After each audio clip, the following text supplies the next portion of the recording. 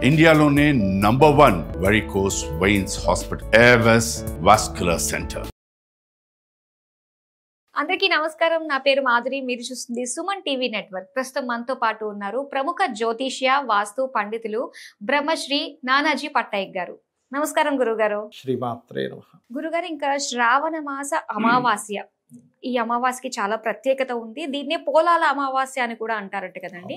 అయితే ఈ ముఖ్యమైన ఈ అమావాస్య రోజు ఎవరు ఏ విధంగా చేసుకున్నట్లయితే వాళ్ళకి మంచి జరిగే అవకాశాలు ఉంటాయంటారు? ముఖ్యంగా ఎవరు ఈ అమావాస్య రోజు ఉపాసన చేస్తే మంచిదంటారు? దీన్ని పోలాల అమావాస్యని చాలామంది రకరకాల హారతులు వండుతారమ్మా, అంటే రకరకాల పిండి వంటలు వండుతారు. ఈ పోలాల అమావాస్యకి మనిషి యొక్క హెల్త్కి సంబంధం ఉంటుంది.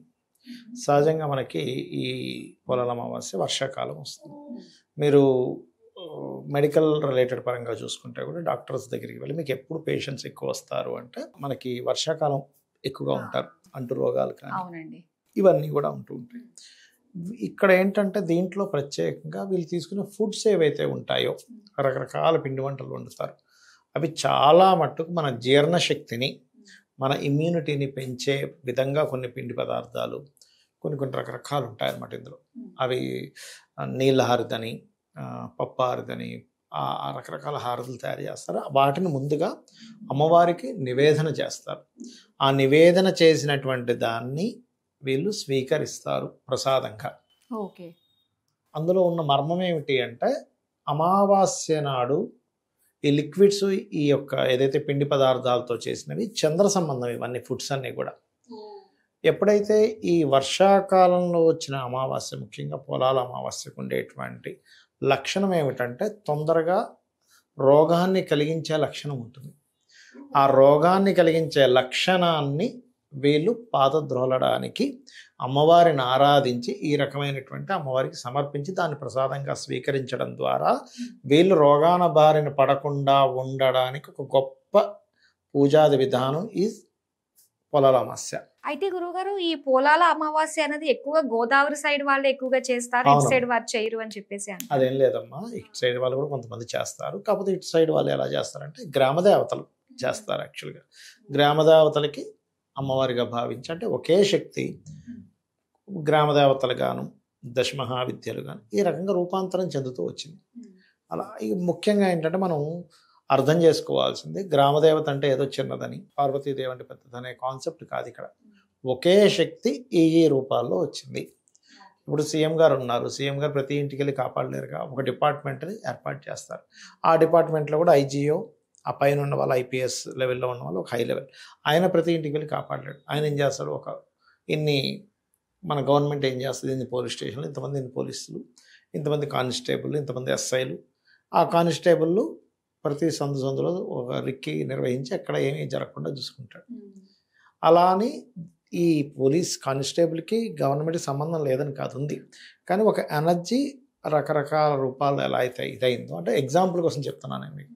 ఒకే అమ్మవారి శక్తి ఈ రకంగా వచ్చింది.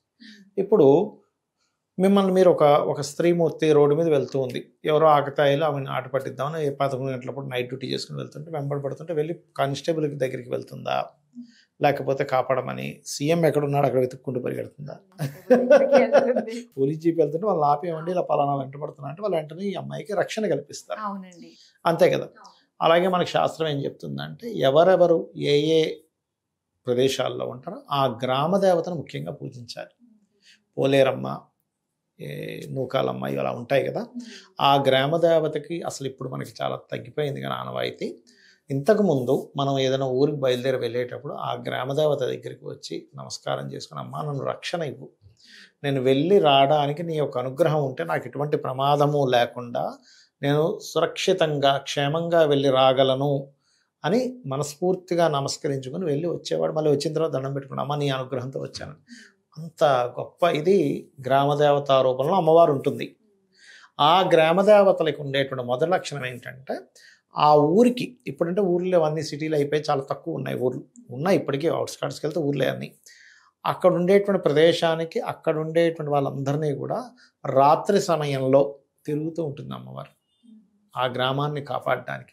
కాబట్టి ఆవిడ రక్షణ కలిగిస్తుంది. కాబట్టి ఆవిడకి మనం ఇవన్నీ చేస్తూ ఉంటాం. బోనాల పండుగను, లేకపోతే రకరకాల గ్రామ సంబంధించిన ఉంటాయిగా, అవన్నీ చేస్తుంటారు. గ్రామీణ మంత్రాలు ఉంటాయి, గ్రామ దేవతలు ఉంటారు.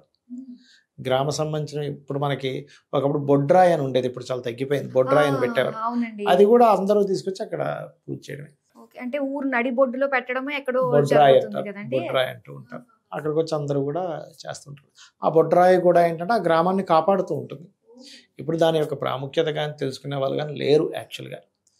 ఆ బొడ్రాయి కూడా దండం పెట్టుకుంటే ఎందుకంటే అక్కడ శక్తి ఉంది. ఆ శక్తి నీ యొక్క భక్తిని బట్టి నీకు ఎటువంటి ఫలితాలు ఇవ్వాలి అనేటువంటిది అది కలిగి ఉంటుంది ఖచ్చితంగా.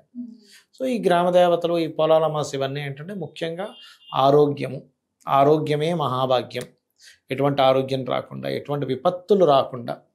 ఇప్పుడంటే మనకు చాలా ఇది వచ్చాయి కానీ ఒకప్పుడు ఊర్లు మునిగిపోయాయి ఒక్కోసారి. ఇప్పుడు కూడా మొన్న చూసారుగా మన ఋషికేశ ఇక్కడ పెద్ద బ్లాస్ట్ జరిగింది. అవును, మనం ఆల్రెడీ ఇట్లాంటివి అవుతాయని 4-5 నెలల క్రితం మనకి విశ్వవత్సనామ సంవత్సరం ముందే చెప్పుకున్నాం. ఈ వాటర్ రిలేటెడ్ విపత్తులు చాలా జరుగుతాయి అని. ఎందుకు మన శని వక్రించేటప్పుడు కూడా ఇంక నల్లటి మేఘాలే చూస్తాం 4-5 నెలల పాటు అనుకున్నాం.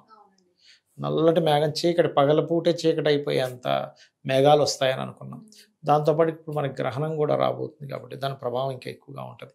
అయితే ఏ గ్రామ దేవతను వాళ్ళు పూజించినట్లయితే, అలాగే ఈ పోలాల అమావాస్య అంటారు, ఆ రోజు చేసేటువంటి అమ్మవారి ఆరాధన ముఖ్యంగా ఎటువంటి బ్లాక్ మ్యాజిక్స్ మనకి తగలకుండా ఉండడానికి, ఎటువంటి అనారోగ్య సమస్యలు ఇంటి చూడండి ఒక్కోసారి కొన్ని ఇళ్లలో చూడండి ఒకరికి కాకుండా ఇల్లు అందరికీ వచ్చేస్తుంది. అసలు ఎలా ఉంటుందంటే ఎవరికి ఎవరు సహాయం చేసుకోలేరు. అదొక సినిమా, ఇంట్లో అందరికీ హెల్త్ ఇష్యూ వస్తాయి.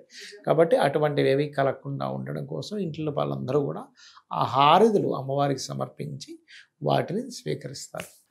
అంటే ఇప్పుడు ప్రతి ఒక్కరికి కూడా వాళ్ళ ఊరికి సంబంధించి గ్రామ దేవత ఉంటుంది. చాలా మంది ఏంటంటే వలసలో వెళ్ళిపోవటము ఇలా జరుగుతూ ఉంటుంది కదండి. మరి మన గ్రామ దేవత ఎవరో ఆ అమ్మవారికే మనం ఇవన్నీ కూడా మనం ఏ గ్రామంలో ఉంటే అదే మన గ్రామ దేవత. ఓకే, మీరు ఏ గ్రామంలో నివసిస్తే ఆ గ్రామ దేవతగా మీరు స్వీకరించవచ్చు. ఆవిడ రక్షిస్తుంది, ఎందుకంటే అంతటా ఉన్న శక్తి ఒకటే. కాకపోతే ఇక్కడ ఒక రూపంలో అక్కడ ఒక రూపంలో ఉంది అంతే. అంతేగాని అయ్యో నేను ఇక్కడ ఉన్నాను కదండి, ఈ గ్రామదేవత మాది కాదు, మా గ్రామమే మా గ్రామదేవత అనుకోవడానికి వీలు లేదు. మీరు ఇక్కడ వలస వచ్చేసారు, అక్కడ ఏమీ లేదు, మీకు ఉపాధి లేదని ఇక్కడికి వచ్చారు, ఈవిడ రక్షిస్తుంది. ఇప్పుడు ఎలా అంటే ఇప్పుడు మనం ఉన్నాము, సిటీ మొత్తం హెడ్ ఒక సీఎం అనుకుందాం, ఈ దేశాన్ని మొత్తం పిఎం అనుకుందాం.